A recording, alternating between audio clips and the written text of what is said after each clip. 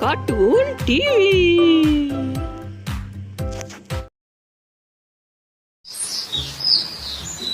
गांव में सोहन का एक आलू कचौड़ी का ठेला था, लेकिन गांव में उसे कुछ खास कमाई नहीं हो पाती थी, जिस कारण उसने शहर में जाकर आलू कचौड़ी का ठेला लगाने का फैसला किया। अब हमें शहर जाकर अपना काम शुरू करना होगा रमा। गांव में कुछ खास कमाई नहीं हो पा रही। दोनों बच्चे की पढ़ाई और बेहतर भविष्य के लिए हमें ज्यादा पैसे कमाने होंगे। जैसा आपको ठीक लगे।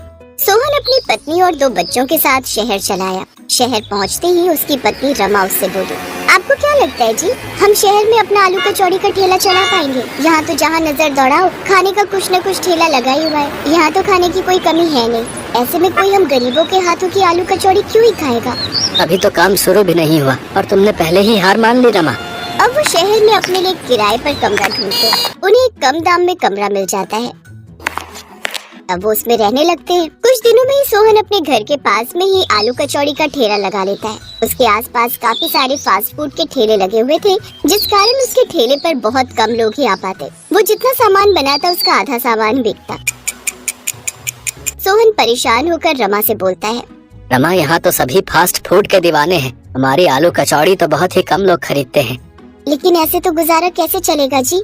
कमरे का किराया भी देना है, बच्चे भी साथ में हैं, उन्हें भूखा भी नहीं रख सकते। हमें कोई ऐसी जगह तलाशनी होगी जहाँ हमारा आलू कचौड़ी का काम अच्छा चले। लोग ज्यादातर आलू कचौड़ी खाना पसंद करते हो। हाँ, लेकिन ऐसी जगह कहाँ मिलेगी? तभी उनकी मकान मालकिन वहाँ आती है।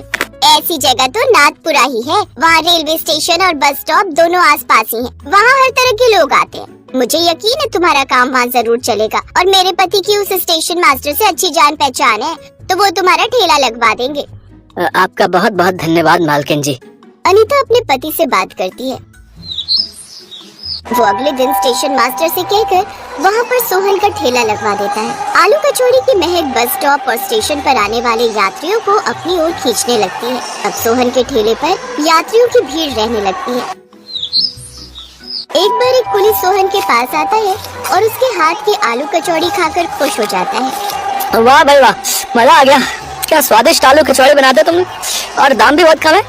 सच कहूँ, पहले यहाँ खाना खाने के लिए ना हमें दुकान पे जाना पड़ता था, जहाँ खाना काफी महंगा मिलता था और हमारी दिन भर की कमाई खाने में ही चली जाती है। लेकिन अब तुम्हारे पास ये कम दाम में आलू पूड़ी खाकर तो पेट भरता ही है, साथ ही 2 पैसे भी बच जाते हैं भाई। धन्यवाद भाई, अब तुम पेट भर कर खाना खाओ।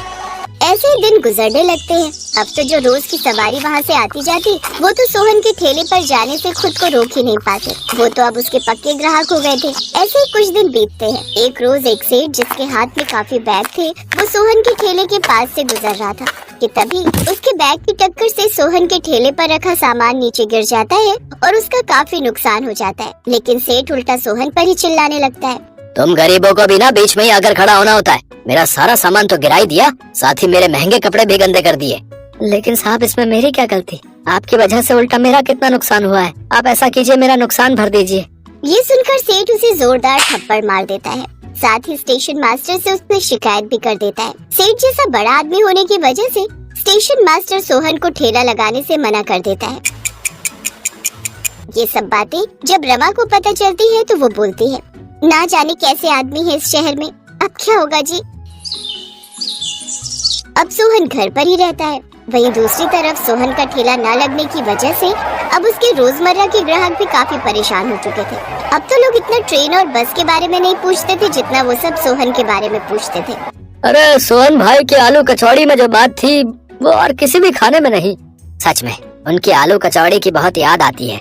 उनकी बात पीछे खड़ा बिरजू नाम का वही कुली सुन रहा था जो अक्सर सोहन के ठेले पर आता था। वो सीधा स्टेशन मास्टर के पास जाता है। ये आपने बहुत गलत किया मास्टर जी। मेरी मानिए तो आप सोहन को वापस बुला लीजिए। वैसे भी उस गरीब की क्या गलती? मैंने खुद उन सेठ को अपने सामान से सोहन के ठेले पर टकराते हुए देखा था।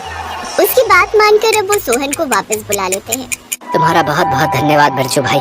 अब अगले दिन से सोहन फिर से ठेला लगाने लगता है। उसके पास फिर से ग्राहक आने लगते हैं। सोहन को देखकर सब ग्राहक बहुत खुश थे। कुछ दिन ऐसे ही बीतते हैं। एक रोज जब वो सेठ वहाँ से गुजर रहा था तो उसके हाथ में एक बैग था जिसमें काफी सारे रुपए थे। पीछे से 2 गुंडे आए और सेठ से वो बैग छीनकर भागने लगे। पकड़ो पकड़ो पकड़ो पकड़ो। ये देखकर सोहन ने वहीं रखा अपना बर्तन उठाया और उन दोनों की पिटाई करने लगा और उनसे बैग छीनने लगा। तभी उनमें से एक गुंडे ने सोहन पर चाकू से वार कर दिया। ये देख उसके ग्राहक गुस्सा हो गए और उन सब ने मिलकर उन गुंडों की धुनाई कर दी। सेठ सोहन को जल्दी से अस्पताल लेकर गया, जहाँ उसकी जान बच गई। मैंने तुम्हारे साथ कितना गलत किया। उस रोज तुम्हारी गलती नहीं थी, लेकिन फिर भी तुमने आज मेरे लिए अपनी जान की बाजी लगा दी। कोई बात नहीं साहब, पैसा कितनी मेहनत से कमाया जाता है ये बात मैं अच्छे से जानता हूँ, और इंसानियत की खातिर आपकी मदद करना मेरा फर्ज था। आपकी जगह कोई और होता तो तब भी मैं ऐसा ही करता। सोहन, सच में तुम भले इंसान हो और ऐसे इंसान की मदद मैं भी करना चाहूँगा। अब सेठ सोहन के लिए एक बड़ी सी दुकान खुलवा देता है, जिससे उसके पास और भी ग्राहक आने लगते हैं। अब सोहन खूब पैसे कमाने लगता है और साल भर के अंदर ही वो खुद का घर ले लेता है और अपने परिवार के साथ खुशी खुशी रहने लगता है।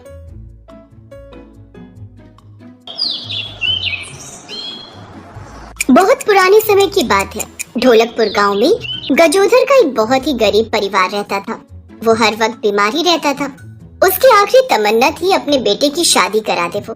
मनोज बेटा, पता नहीं ऊपर वाले का बुलावा कब आ जाए, उससे पहले मैं अपनी बहू का चेहरा देख लेना चाहता हूँ। ऐसा मत बोलिए आप, सब ठीक हो जाएगा। भला हम जैसे गरीब परिवार को अपनी लड़की कौन देगा? ऐसी कोई बात नहीं है माँ, क्या गरीबों की शादी नहीं होती? मेरे पिताजी ठीक भी हो जाएंगे और जल्दी मैं शादी भी कर लूंगा। गांव के एक पंडित जी हैं, वो तो हमारे बारे में सब जानते ही हैं। उनके पास कोई ना कोई ऐसा परिवार जरूर होगा जो हमारे घर में अपनी बेटी दे सके। मैं शाम को चाय की टपरी पर जाऊंगा, वहाँ पर पंडित जी हर शाम को आते हैं, वहीं उनसे बात करके देखता हूँ। ठीक है बेटा, मैं आपके लिए काढ़ा बना कर लाती हूँ, उससे आपको थोड़ा आराम मिलेगा। मनोज मेहनत मजदूरी करके अपना घर चलाता था और अपने माँ बाप को पालता था। शाम के वक्त मनोज गांव में एक चाय की टपरी पर पहुंच गया। वहाँ पर गांव के कुछ और लौंडे पहले से ही बैठे थे। और मनोज भाई, क्या हाल चाल? बहुत टेंशन में लग रहे हो। अरे चाचा, अपने मनोज भाई को जरा एक मस्त कटिंग चाय पिलाओ। हाँ, बस 2 मिनट रुको, मैं चाय बनाता हूँ, पंडित जी भी आने वाले हैं। चाचा तो रुक जाओ, जब पंडित जी आ जाएं, तब हम सब एक साथ ही चाय पियेंगे। क्या बात है मनोज भाई, आज पंडित जी की याद कैसे आ गई? कहीं शादी वादी का इरादा तो नहीं है? अरे पंडित जी का तो काम ही यही है, वो कहीं ना कहीं से खोद के आपके लिए रिश्ता ले ही आएंगे। वो लोग आपस में बात कर ही रहे थे कि तभी वहाँ पर पंडित जी आ गए। अरे किसका रिश्ता ले आएंगे राजू? चाचा जल्दी से अब हमारी चाय बना दो। अरे पंडित जी, बात दरअसल ये है कि मेरे पिताजी अक्सर बीमार रहते हैं। मेरे परिवार के बारे में तो आप जानते ही हैं, मैं मेहनत मजदूरी करके अपना काम चलाता हूँ, लेकिन मेरे पिताजी कह रहे थे कि मरने से पहले अपनी बहू का चेहरा देखना चाहता हूँ। तो अगर आप कुछ, बस मैं सब और कुछ भी बोलने की जरूरत नहीं है बेटा। अरे मैं तो तुमसे पहले भी बोल चुका हूँ शादी के लिए, लेकिन तू हर बार मना कर देता था। मेरे पास है एक रिश्ता, वो भी गरीब परिवार के ही है। अगर तू कहे तो बात करूं। हाँ पंडित जी, आपको जो करना है कीजिए, मेरी तरफ से कोई भी रिश्ता पक्का ही है। आप मेरे लिए कोई बुरी लड़की तो लाएंगे नहीं, बस लड़की को मेरा परिवार पसंद होना चाहिए और मुझे कोई डिमांड नहीं है। अगले दिन ही पंडित जी ने दोनों परिवारों को मिला दिया। लड़की का नाम पूनम था। पूनम का परिवार भी बहुत गरीब था। मनोज को दहेज की डिमांड नहीं थी, इसलिए उन लोगों को मनोज का रिश्ता मंजूर हो गया और दोनों की शादी हो गई। आज पूनम की पहली रसोई थी। ससुर जी की तबीयत ठीक नहीं है, इसलिए मैंने हल्का खाना बनाया। मुझे कढ़ी चावल बनाना बहुत अच्छा आता है। आप लोग खाकर बताइए कैसा बना है। सभी ने पूनम के हाथ के बने कढ़ी चावल खाए और सभी को बहुत पसंद आए। ऐसे ही दिन बीतते गए, लेकिन पूनम के ससुर की तबीयत और भी ज्यादा खराब हो गई। सारे पैसे जो बचे थे सब उनके इलाज में चले गए। पूनम, कभी कभी मुझे कष्ट होता है कि मैंने तुमसे शादी करके तुम्हारी जिंदगी भी बर्बाद कर दी। मेरे पास कोई काम भी नहीं बचा और इस बार की फसल भी नष्ट हो गई। जो पैसे बचे थे वो पिताजी के इलाज में चले गए। अब खाने को भी कुछ नहीं बचा। क्या बनाओगी तुम? आप खुद को दोष देना बंद कर दीजिए। मैं भी एक गरीब परिवार की हूँ। मैंने भी बहुत बुरे बुरे दिन देखे। अभी हमारे किचन में चावल और अरहर की दाल बची हुई है। मैं दाल को पीसकर उसका बेसन बना देती हूँ। फिर कढ़ी चावल तो आप लोग को पसंद ही है। क्यों, मैंने सही कहा ना? अरे ये तो बहुत अच्छी बात है बेटा। अब मुझे लगता है कि मेरा आखिरी वक्त आ गया है। तूने मेरी ख्वाहिश पूरी कर दी, इसके लिए मैं तेरा शुक्रगुजार हूँ, मैंने बहू का चेहरा देख लिया। नहीं पिताजी, आप ऐसा मत बोलिए। आपकी ख्वाहिश तो पूरी होगी, लेकिन मेरी भी एक ख्वाहिश थी कि मैं ये घर अच्छा खासा बनवा सकूं और आपको इस गरीबी से बाहर निकाल सकूं। उससे पहले आप हमें छोड़कर कहीं नहीं जा सकते। माँ, पिताजी को समझाइए ना। मनोज बिल्कुल सही कह रहा है। मनोज के पापा, आपने अपनी ख्वाहिश तो पूरी कर ली और आप इस दुनिया से जाने की बात कर रहे हैं, लेकिन अपने बेटे की बात नहीं मानेंगे क्या? आप थोड़ा धीरज रखिए, आपको कुछ नहीं होगा। मैं जल्दी से काढ़ा बना कर लाती हूँ, उससे थोड़ा आराम मिल जाएगा। पूनम भी किचन में खड़ी होकर ये सब देख रही थी। उसकी सास भी किचन में आई और अपने पति के लिए काढ़ा बनाने लगी। वो रोते हुए काढ़ा बना रही थी। सासू माँ, आप रोइए मत, क्योंकि हम रोते हुए अगर खाना बनाएंगे तो सामने वाले के अंदर वैसा ही असर भी होगा। आप खुशी खुशी काढ़ा बनाइए और ससुर जी को जाकर पिलाइए। मुझे पूरी उम्मीद है कि ऊपर वाला सब ठीक कर देगा। तब तक मैं जल्दी से कढ़ी चावल बना देती हूँ। बेसन बनकर तैयार हो चुका है। कुछ खाएंगे तो पिताजी ठीक हो जाएंगे, उन्हें थोड़ी ताकत मिल जाएगी। ठीक है बहू, तूने बिल्कुल सही कहा। पूनम ने कढ़ी चावल बनाए और सबसे पहले उसने भगवान को अर्पण किया। हे ऊपर वाले, मैं बचपन से तेरी पूजा करती आ रही हूँ, लेकिन मैंने तुझसे कभी कुछ नहीं मांगा, ना ही अपने लिए और ना ही अपने मायके वालों के लिए।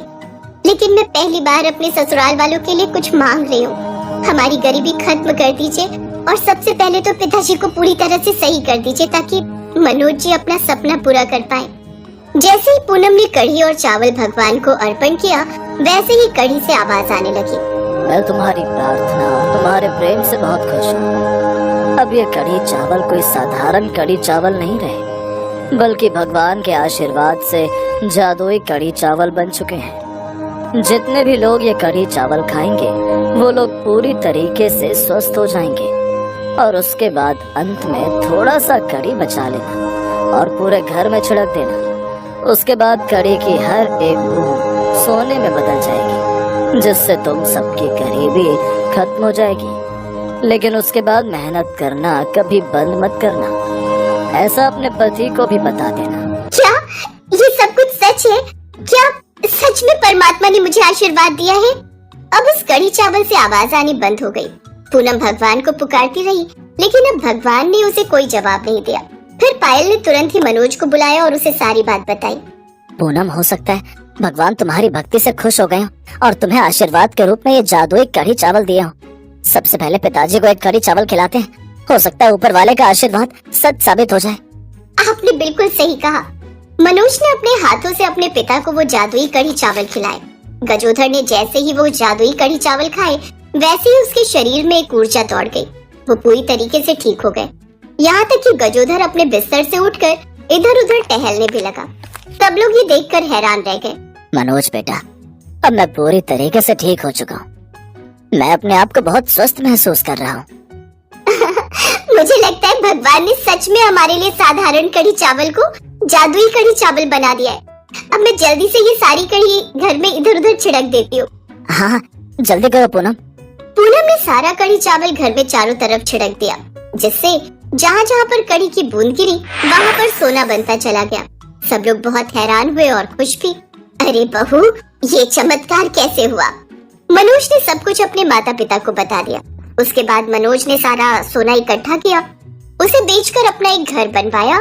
सोने का कुछ हिस्सा बचाकर उसने भगवान की सोने की ही मूर्ति बना दी।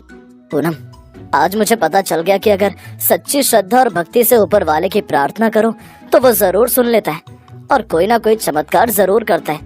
ये सारा कमाल तुम्हारी जादुई कढ़ी और चावल का है।